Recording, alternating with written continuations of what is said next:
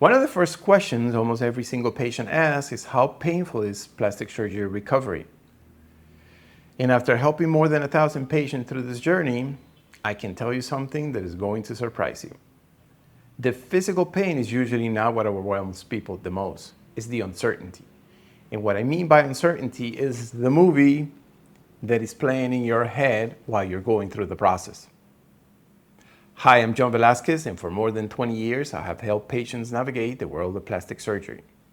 Welcome to the Surgical Insider, where we answer the questions that most people don't think to ask until it's too late. Today, I will explain what recovery really feels like, the exact timeline to expect, and the secret to a smooth healing process. When it comes to plastic surgery, the pain is entirely different than what most people imagine. If you're watching this, you're probably thinking or unbearable pain.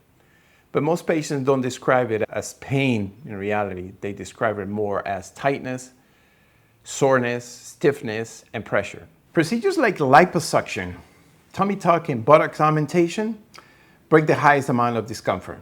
But the truth is the emotional stress of feeling restricted often feels much bigger than the physical pain. That's why knowing exactly what's coming is your best defense. So this is basically what happens. When you have a procedure that involves liposuction, the liposuction brings a lot of inflammation. To control the inflammation, you wear a garment. So there are two things competing, and you're in the middle of it, so obviously you're feeling it, which is the inflammation is growing, but then there's a compressed garment on the other side pushing that inflammation down, so you feel like wrapped in a blanket, and the blanket is just too tight for you to sleep. So a lot of the discomfort comes from there because once you manage the pain with medication, you are okay. During the first 24 hours, and remember that first 24 hours, not the first day, because if you get out of surgery at 6 p.m., don't think that one day is just getting to 12 o'clock at night. It's the first 24 hours. So this is the toughest part. You will likely feel a sore throat if you had general anesthesia. You know there's a tubing going down your throat, and that scratches your throat, plus it's basically open, so it gets dry. So that's one kind of a discomfort. And then you have the tightness from the compression garment, and that can restrict your breathing a little bit, and obviously that brings discomfort. But remember, you still have anesthesia in your system during those first 24 hours, and that is a good thing because it helps you manage the pain, and it helps you sleep, at least during that first night.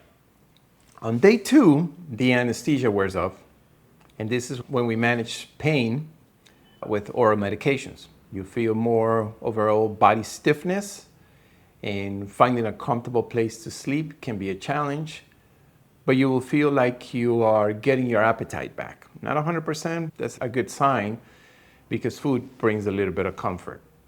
Then we move on to day 3, and you start to feel different, better.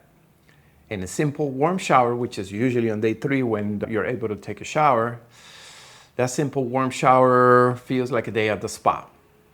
You get to remove your compression garment where you don't feel like you're doing something bad, but it's part of the process. And you take that warm shower, you get out of it, and I strongly recommend you stay off your garment for an hour or two just to feel your skin a little bit and just feel the air, and then you put it back on. And that gives you a new perspective. But then we go on to day 4. And day 4 is more, it's like day 3, but better. How is it better?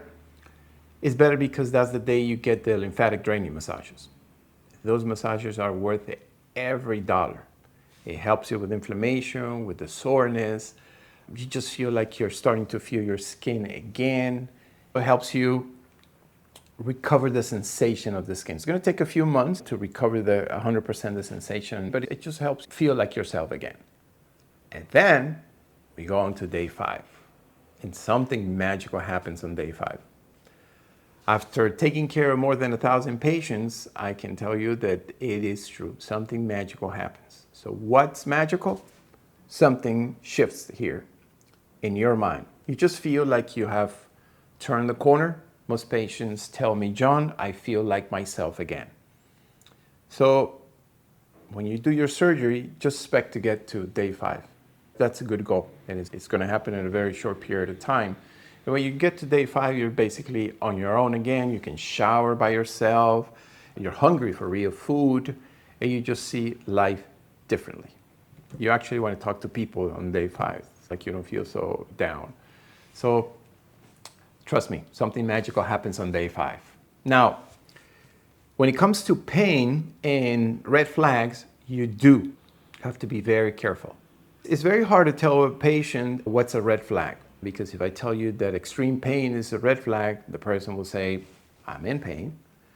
But here's a way I explain it to patients is, if your pain is at level 4 or 5 and it jumps to 8 or 9, that's not normal.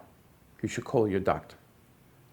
You should feel pain and tightness and soreness and stiffness, and you should feel pressure day 1, day 2, day 3, but it gets less and less as time goes by, especially after the second day. But if you feel that pain just jumps all of a sudden, or that pain is accompanied by fever, then you probably have an issue and you should call your doctor. But otherwise, you're okay. The other thing you should consider is inflammation. If you have inflammation that is just growing on one side, if it's just one breast that is becoming double its size, you should call your doctor. If you sleep to whatever size you sleep, gravity is going to bring more water to that side. So it is normal that after a night of sleep, if you got your breast done, that the breast that is against the mattress is a little bigger than the other one. Throughout the day, that's going to even out. Or you can lay it on the other side throughout the day and you will see it's normal. So I'm not talking about that kind of inflammation or swollen. I'm talking about something that just certainly is just way too big. Okay? Recovery isn't one after surgery, it's one before surgery. What you bring to the operating table plays a huge role in how you heal.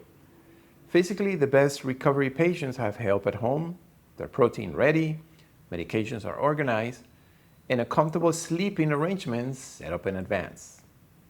Emotionally, let's look at 2 scenarios. I wish the scenario was rare, but it's not. Patient 1 has prepared financially and physically, but most importantly, she is doing this entirely for herself.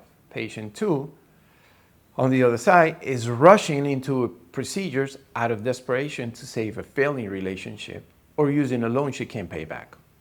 Patient 1, as you can tell, is perfect scenario. Patient 2 is setting herself up for a much harder journey. Why? Because her success is tied to an outside party. It's outside of her control. If you identify as patient 2 right now, I highly suggest pausing for a week to get your motives in order. My goal isn't to steer you away from plastic surgery. It's to give you absolute certainty and set you up for a beautiful healing journey. The more you know before surgery, the fewer surprises you will face during recovery. If you're planning plastic surgery, hit subscribe.